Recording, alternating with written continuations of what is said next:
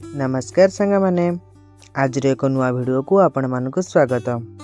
आज आम ये वीडियो साहाय्य अंतर्जातीय एंटी करप्शन दिवसर किसी एसे लिखा। जदि ये वीडियो आपण मानक आग को भल लगे तेबे मोर ये वीडियो को टिके लाइक करदेवे और सब्सक्राइब करदेवे और निज निज सांग मान पाखक शेयर करदेवे जार यही वीडियो आवश्यक रही।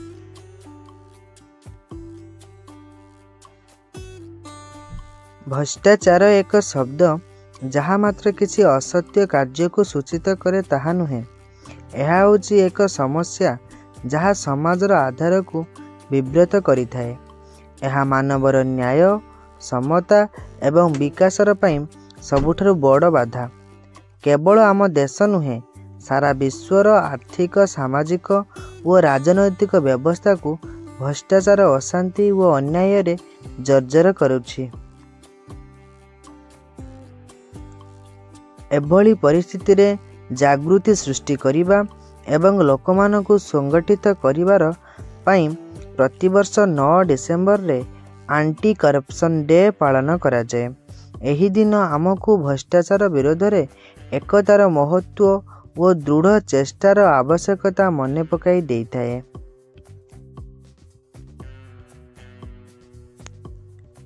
ऐतिह्य और गुरुत्व। भ्रष्टाचार विश्व रे समस्त समाज को जर्जर करुवा गोटे समस्या। एही समस्यार समाधान पई एक ग्लोबल चेष्टा आरंभ होइथिला।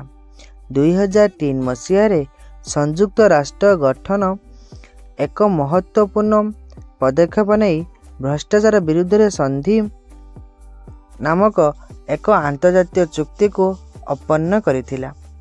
एहा आज 180 रु अधिक देश रे प्रबल भावे कार्यकारी अछि।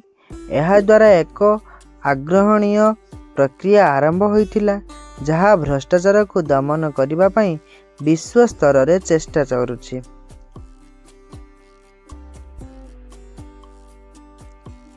दुई 2004 मसीहारू डिसेम्बर मास 9 तारिख रे प्रतिवर्ष एहा को भ्रष्टाचार विरोधी दिवस भाव पालन करा जाउछि। एही दिनर मुख्य उद्देश्य होछि जागृति सृष्टि करिबा, समाज रे पारदर्शिता और जवाबदेहिता वृद्धि करिबा और लोकमानकु भ्रष्टाचार विरुद्ध रे संगठित करिबा। एही चेष्टा केवल देश और सरकार दायित्व नहुए, लोकमानक मध्यरु सचेतन मनोभाव संपन्न करिबार उत्तरदायित्व। वर्तमान देखिबा एही दिवसर कारण कौन। भ्रष्टाचार हेउछि एक समस्या जहाँ गोटे समाजर न्याय समता एवं विकास को बाधा देउछि। यह एक दिन रे घटिथिबा घटना नुहे बरং यह अनेक विभिन्न कारणर फल।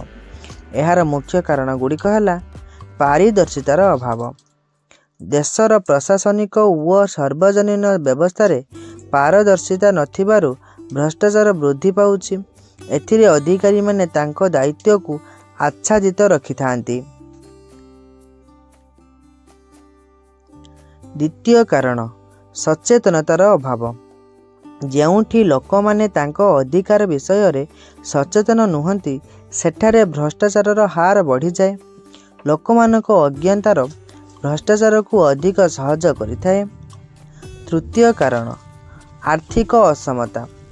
धनी और दरिद्रंग मध्यरे असमता थिले यह भ्रष्टाचारर मूल कारण हुए। दरिद्रता लोकमानकु असत पदक्षेप नेबाकु प्रेरित करे। चतुर्थ कारण कमजोर कानून व्यवस्था।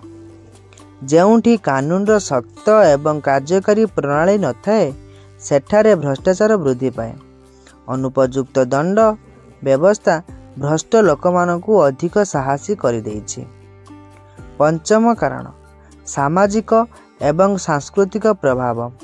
जो समाज रे भ्रष्टाचार को साधारण करा जाए सेठारे यह संस्कृतिर एक अंश हो जाए। एथिरे मानवीय मूल्य गुड़िक क्षीण होइथाए। वर्तमान देखिबा एही दिवसर प्रभाव कौन। भ्रष्टाचार समाज आर्थिक व्यवस्था एवं राजनैतिक संरचना रे निकटतम विपत्ति आनी थाए। ଏହା ଗୋଟିଏ समाज को अवनति को नहीं जाए एवं मानव श्रेष्ठता न्याय एवं समता को अहित करे। भ्रष्टाचार किसी प्रभाव है आर्थिक विकास रे बाधा। भ्रष्टाचार विकास गुड़िकरे पारदर्शिता और दृढ़ नीतिर अभाव सृष्टि करी निवेशक माने एवं उद्योग अग्रगति पाती नहीं। एथिरे आर्थिक संपदर व्यवहार होइतिबा तथा प्रासंगिक प्रक्रियार द्वारा प्रगति अवरोधित होइथाय। द्वितीय प्रभाव समाज रे असमता व न्याय व्यवस्थार ध्वंस। भ्रष्टाचार न्याय व्यवस्था को क्षतिपूर्ण करिथाय, जहाँ समाज रे असमता असंतोष एवं आक्रोश तैयारी करिथाय। जदि भ्रष्टाचार थाए न्याय क्षतिग्रस्त हुए एवं समाज रे साधारण लोक माने दिग भ्रष्ट होई पारंती। तृतीय प्रभाव राजनैतिक व्यवस्थार ध्वंस। भ्रष्टाचार राजनैतिक नेतांक संप्रभुता व संपद क्षेत्र रे दुर्व्यवहार वृद्धि करे। एथिरे सरकारी कार्यक्षेत्र उद्यम व प्रशासनिक प्रणाली क्षय घटी है।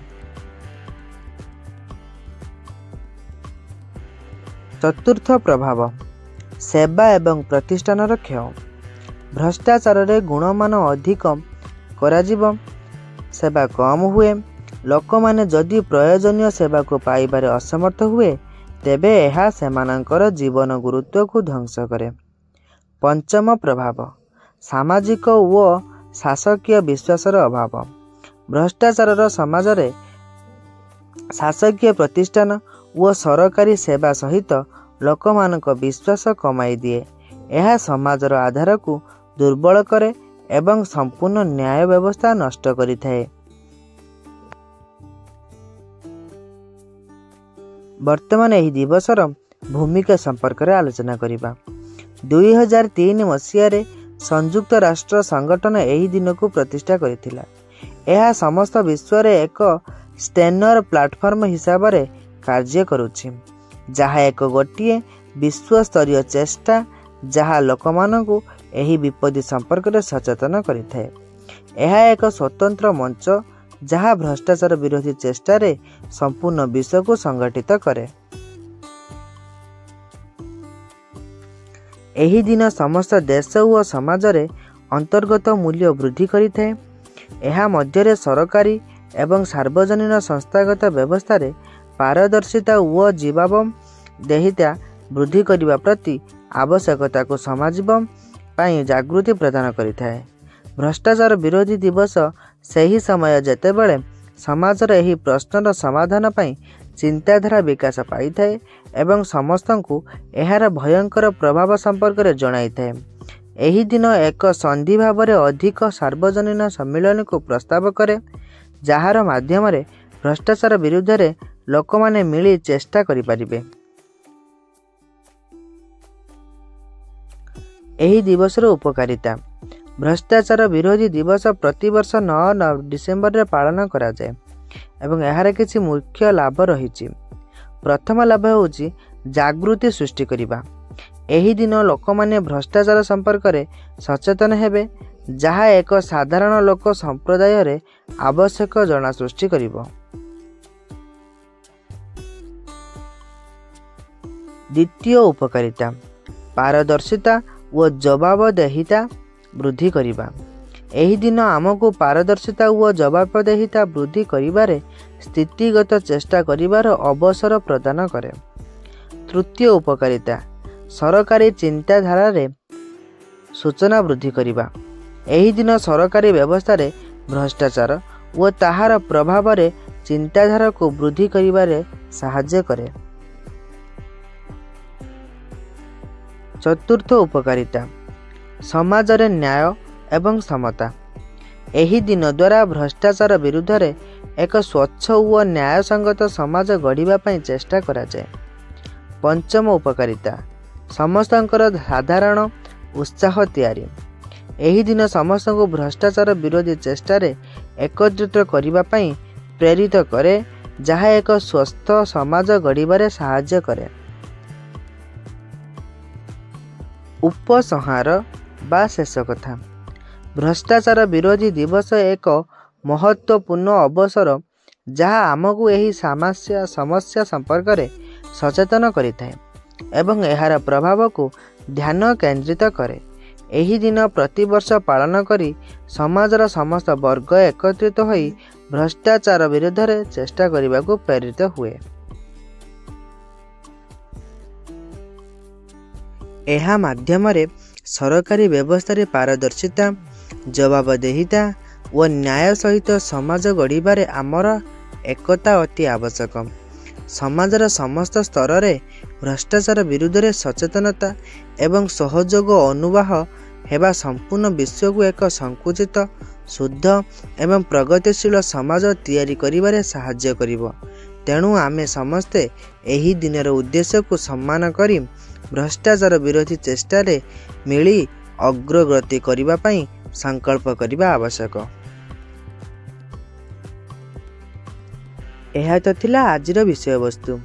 जदि मोर एही वीडियो आपण मानकु भल लागिथिबो तेबे मोर एही चैनल को सब्सक्राइब करि रखंतु एवं मोर एही वीडियो को लाइक करि दियंतु। रहुछि, धन्यवाद।